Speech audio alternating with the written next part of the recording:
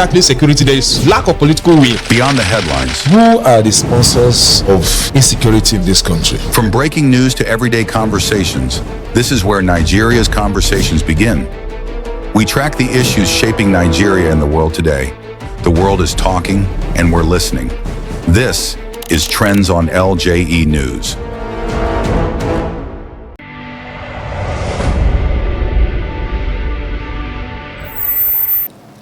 Hello and welcome to another edition of Trends on LJE News, where we bring you the latest and developing stories in and across Nigeria and Africa. My name is Omotola Adeleke. And of course, I'm not going to be doing this alone. I have here with me Bar Memeh. Bar Memeh, you're welcome to the program. It's my pleasure being here. Good morning, Nigerians. Thank you for taking time from your busy schedule to be with us here today. Thank you for having me. All right, Judith, you're also welcome to the program. Thank you. Good morning, everybody. All right, so let's quickly run through our headlines for today's edition of Trends. Court sacks Abure, orders INEC to recognize Nenadi Usman-led Labour Party caretaker committee. Police confirm mass kidnap of worshippers from 3 churches in Kaduna. Aisha Yesufu, defeating Tinubu in 2027 will be easier than 2023. 33-year-old man gets death sentence for raping 2 children and a woman in Calabar. Let's move on to the lead story. The Federal High Court in Abuja has removed Julius Abure as national chairman of the Labour Party LP, declaring Senator Esther Nenadi Usman as the party's valid leader. In a judgment delivered on Wednesday, Justice Peter Lifu relied on the Supreme Court April 4, 2025 ruling to uphold the Nenadi Usman-led caretaker committee and ordered the Independent National Electoral Commission (INEC) to recognize it pending a national convention. The court held that Abure's tenure had expired and dismissed claims that the matter was non-justiciable. Reacting, Abure rejected the ruling in a statement by factional spokesperson Obiora Ifo, insisting it contradicts the Supreme Court verdict. He announced plans to challenge the judgment at the Court of Appeal, describing it as a misinterpretation and undue interference in the party's internal affairs.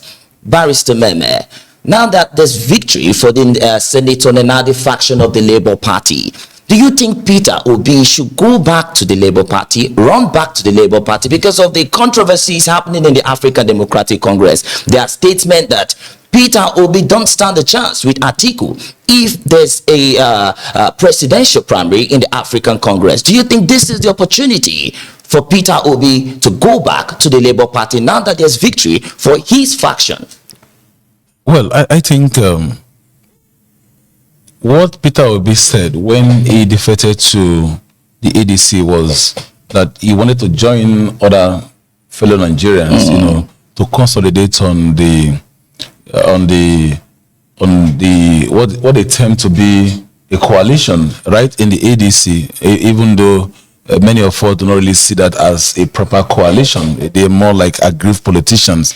If actually what led Peter Obi to leave the Labour Party was as a result of an internal wrangling, we already know from the beginning that the tenure of Julius Abure, Barrister Julius Abure, had already expired, and of course, it actually shows the mindset of people who come into position legitimately and obviously refuse to leave at the time when their tenure, expire for other people to come in and they'll take up the mantle of leadership in that political party. Okay. But the court has ruled, and we definitely believe that what the court said and the ruling of the court is final, and the judgment of the court is very well. Okay, so you're saying irrespective of the judgment, let's, for example, Court of Appeal upholds the Federal High Court's judgment, should Peter Obi still remain in the ADC or find his way back to the Labour Party? Now, Senator Nenadi granted an interview to a TV station where she said that, of course, Peter Obi can decide to come back if he wants to come back. That's his decision to make. So do you think he should use that opportunity? Because perhaps he might not be able to defeat Atiku if there's a primary in the ADC. Well, like I always said, I will not die in their fight. But if I want to analyze from the point of analyzing the situation, I would say it will not be in good light for Peter Obi to run back. Don't forget that his vice presidential candidate, said that Peter Obi is a traveler, right? He used the word that, and a political traveler. I think that was the word he used. But I haven't said that it is not proper for him to just start coming back again to the Labour Party because of the court's judgment. He can work his way out. This man has been moving from one political party to another, from the APGA to PDP, from PDP to Labour Party, from Labour Party to ADC, and if anyone wants him to come back, that will automatically, that shows a sign of desperation. But he has already said that he's not desperate to be the president, but he's desperate to see a working Nigeria. All right, let's move on to the next story. Nigerian police have confirmed that worshippers were abducted from 3 churches in Kurumewali village, Kajuru local government area of Kaduna State, days after initially denying the incident. Police said the earlier statement was misinterpreted and issued pending verification, adding that intelligence report later confirmed the abductions. While residents claim about 177 worshippers were kidnapped and 11 escaped, authorities have not released official figures. Security forces have been deployed with search and rescue operations ongoing. Amnesty International criticized what it called a desperate denial, urging urgent action to curb rising abductions. Now, the People's Democratic Party, PDP, condemned the initial denial as shameful, accusing authorities of image management over lives and demanding public apologies. Meanwhile, Governor Ubasani has assured residents of intensified security efforts, pledged medical support for victims, and promised infrastructure and security upgrade to prevent future attacks. Coming back to you, Barrister Memeh, the police had said such an attack did not happen initially, with definitely connoted denial. But now they are saying, no, that wasn't a denial. It was a misrepresentation of what they had said, that people only misunderstood them. That is one. Number two, the Kajuru local government chairman, had made conflicting statement. He came on live TV. We all watched it the other day. Of course, it wasn't doctored by AI. We all watched it live, where he said that attack did not happen, that it was false.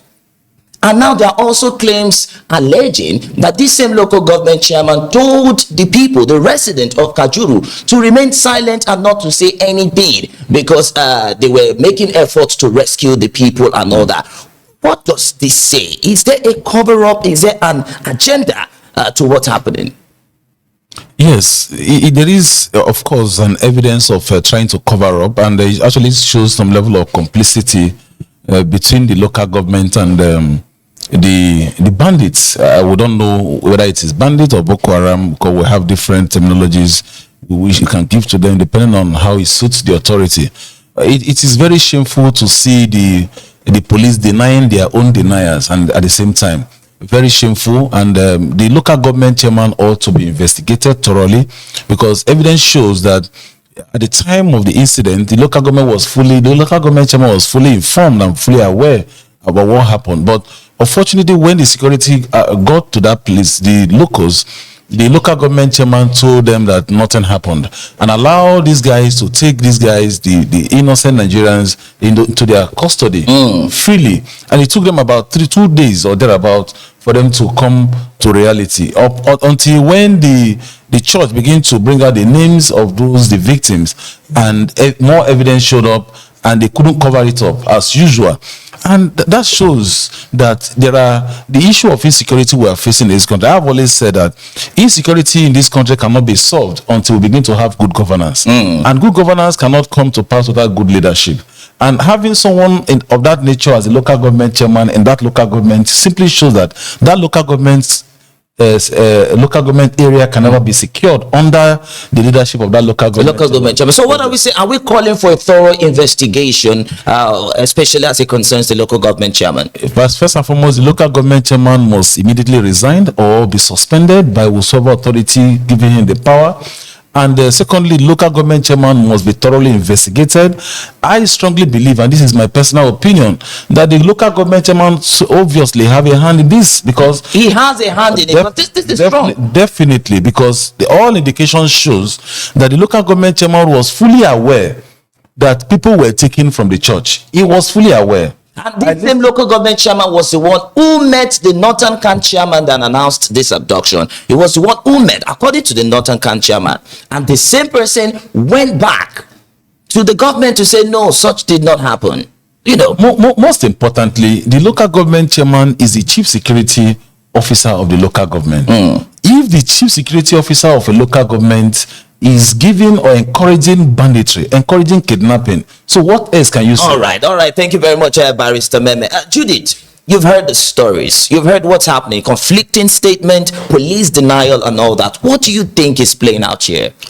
I think, like Barrister Memeh said, that the local government chairman has a hand in whatever is happening in the local government, because he came on live himself. He was on record and he said himself that nothing happened. And the commissioner of police also said that he went to the scene and he saw no evidence. How then are they coming out now to come and say that, oh, actually, they actually went back to the scene and now they're announcing. So what then happened? Did the villagers now go and scatter the place back? Are they trying to say that they didn't really go, or they are trying to say that they didn't check properly when they went the first time?